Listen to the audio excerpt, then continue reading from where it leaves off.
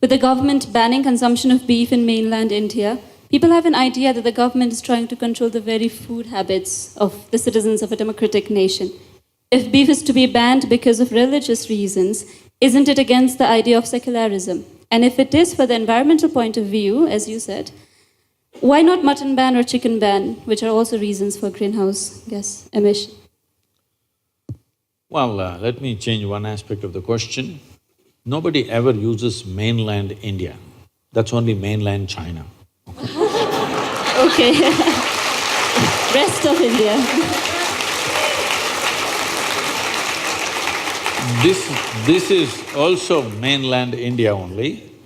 It is just that which is being misunderstood now because of certain things that have happened is, when Jawaharlal Nehru talked about building roads and bridges and industry across the country, including dams, because at that time we thought dams were the biggest things we could do, now our ideas have evolved into something else. When there were plans for Northeast, he was advised that don't touch Northeast. It is pristine nature and tribal cultures, do not try to modernize and destroy this. It's best it is left like that. So, initially it was a conscious decision not to touch Northeast because people were beautiful, they were living in their own ecosystems. There was no need to bring simply cars and trains and airplanes and make them like the rest of the world, they were doing great by themselves. But later on, development started happening in unplanned ways, little bit. At that time, they should have decided. But because the same party was in power, they respected the decision that Jawaharlal Nehru made. When he made the decision, it was a conscious decision. After that, it was just an emotional stuff, for which northeastern region has kind of paid a little bit of price. I wouldn't say it's a price, because living in pristine nature without all the rubbish that you see in the rest of the cities, I think it's a great thing. But today, because of connectivity, because everybody is watching on the television, on the internet, how big cities are, how New York City is, how London is, how something else is, when you did not see any of those things, I think people here were doing fine by themselves. That way, the only country which has made a conscious decision like this and successfully going with that is probably Bhutan. Everybody else has succumbed to Western ways of life and they think we also have to become like that. Now it's unstoppable everywhere, including Northeast. Here, if you do not know, some 15,000 kilometers of highway is being planned. Once that happens, entire India will be driving all over Northeast, okay?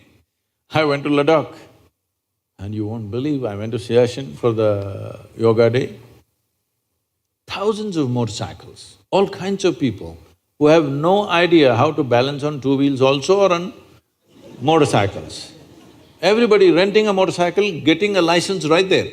There's a motorcycle rental, next to that we'll organize licenses for you.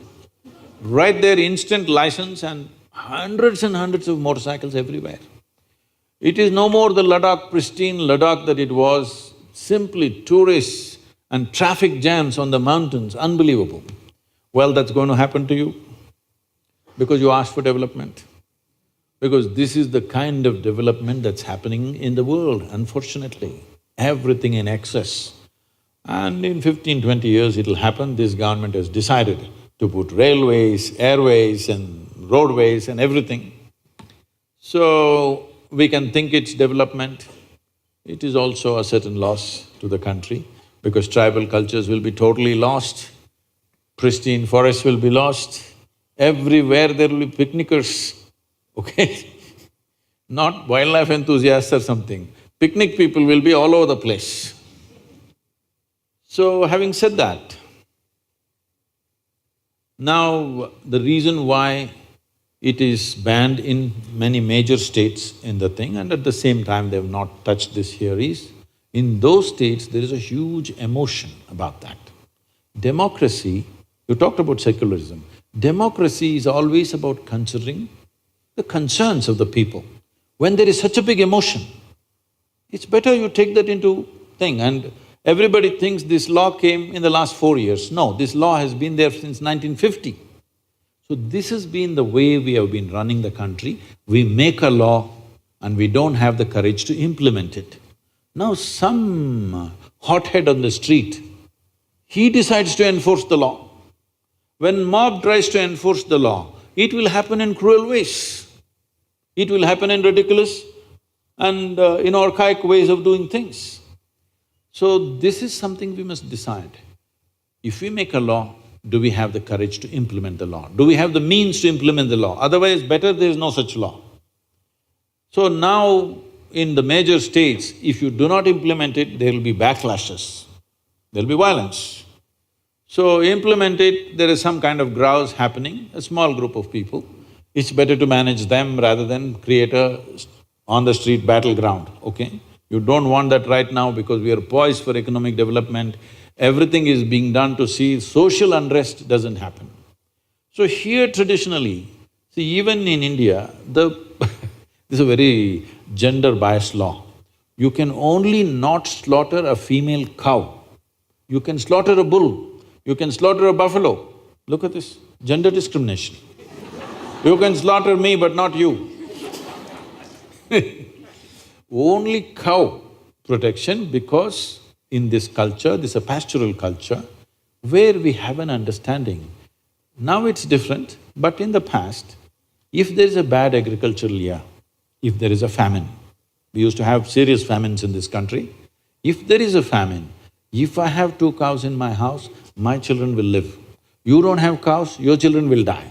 This is a wisdom stuck in people's minds. So when because of my cow, my children lived, I worship this cow because this is the source of my life and my progeny.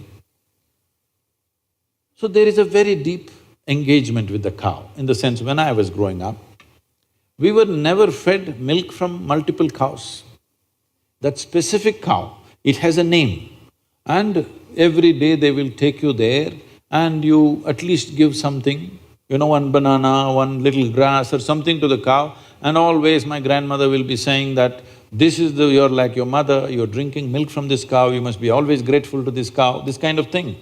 Like there's a huge emotion between you and that cow because you're drinking its milk biologically and emotionally you're connected. You're not drinking dairy milk which is million cows and buffaloes and we don't know what else. So this has been the culture. Because of that, because we have drunk the milk of this cow, if we tomorrow want to eat the cow, that is considered cannibalism, not cow slaughter. I want you to understand this. It is deep-rooted in us because like our mother, this cow gave us milk. Tomorrow how to kill it and eat it up, this is considered cannibalism, and we said you never kill the cow. But they allowed other big animals to be killed also. And this methane gas you're talking, this is not a problem in India, this is United States problem. All the statistics and stuff, we just import it from the West and we think it's like this. In United States, how the cows are kept is a completely different matter. If you go into a cattle thing, it's something you must go and see, then you will not ask this question again. You must go and see, there will be 500,000 or 1 million cattle in one place. There'll be not a speck of green because so many animals moving, full of dung and everything.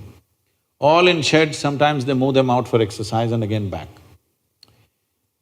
On the highway side, if they're there a kilometer away, the kind of sounds they're making, it will churn your stomach. Because they're intelligent enough to know that they're going to be slaughtered. You must see the screams of the cows.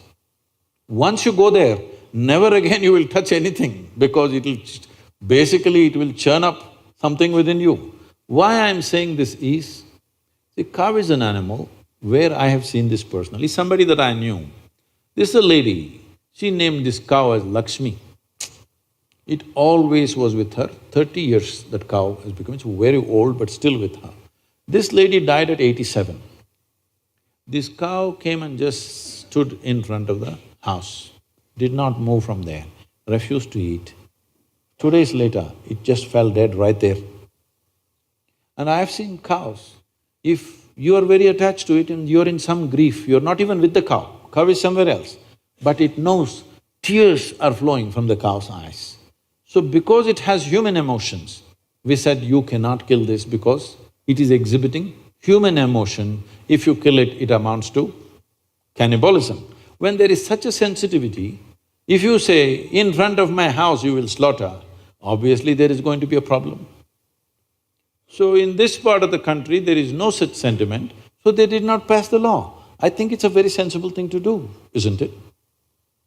But every doctor in the world is telling you, red meat is the source of every goddamn disease you have, so you better change.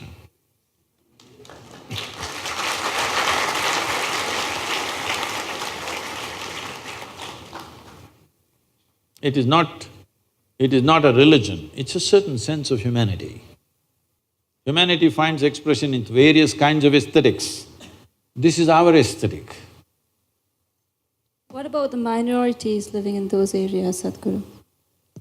They can eat whatever do else they not. want. But when it is imposed, the ban is imposed, they cannot. Suppose I like to eat you. You denying me my food. I enjoy human flesh. How can you pass a law against it, I'm asking? Hello?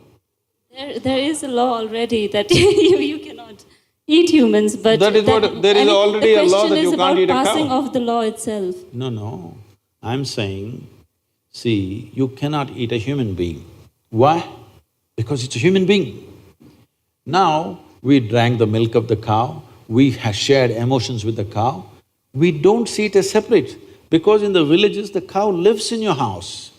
There is no barn somewhere, it lives with you in the same house.